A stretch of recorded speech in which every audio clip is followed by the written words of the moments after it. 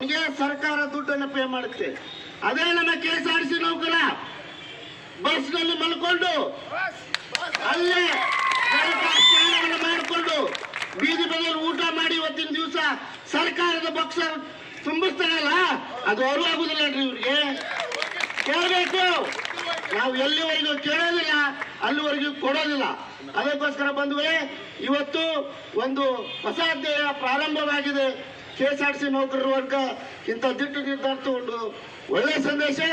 ಈಗಾಗಲೇ ಈ ಸರ್ಕಾರಕ್ಕೆ ಹಾಗೂ ಮಂತ್ರಿ ಮಹೋದಯ ಅವರಿಗೆ ಒಂದು ವಿಚಾರ ಹೇಳಕ್ ಇಷ್ಟಪಡ್ತಾ ಇದ್ದೀನಿ.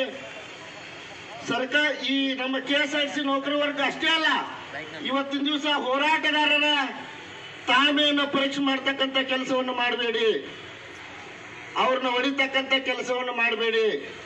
ಬೇಗನೆ ಅವರ ಬಳಿಗೆ ಬಂದು ಅವರ ಸಮಸ್ಯೆಗಳನ್ನು ಆಲಿಸಿ, ನಿಮ್ಮ ಕೈಲಿ ಈ ಸದ್ಯ ಕೊಡಿ ಅಂತ ಹೇಳೋದಿಲ್ಲ ನಮ್ಮ ನೌಕರರು.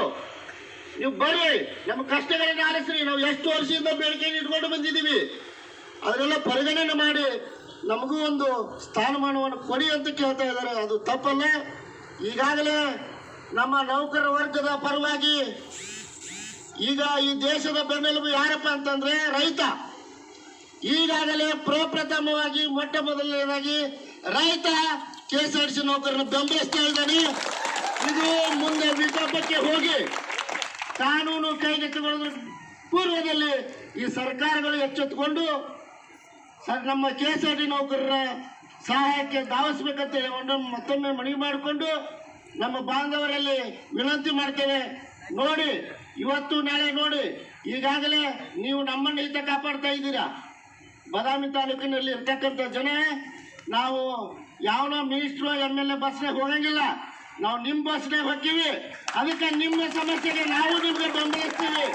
ಇವತ್ತು ಹಳ್ಳಿಯಿಂದ ಜನ ನಿಮ್ಮನ್ನು ಬೆಂಬಲಿಸಿ ಬರ್ತಕ್ಕಂಥ ಕಾರ್ಯಕ್ರಮ ನಡೀತದೆ. ಅದಕ್ಕೋಸ್ಕರ ತಾವ್ಯಾರು ಹಿಂಜರಿಬಾರ್ದು, ತಮ್ಮ ಹೋರಾಟವನ್ನು ಮುಂದುವರಿಸಬೇಕಂತೇಳಿ ಮತ್ತೊಮ್ಮೆ ತಮ್ಮಲ್ಲಿ ವಿನಂತಿ ಮಾಡಿಕೊಂಡು ನನ್ನ 2 ಮಾತುಗಳನ್ನು ಮುಗಿಸ್ತಾ ಇದ್ದೇನೆ. ಜೈ ಹಿಂದ್, ಜೈ ಕರ್ನಾಟಕ ಮಾತು.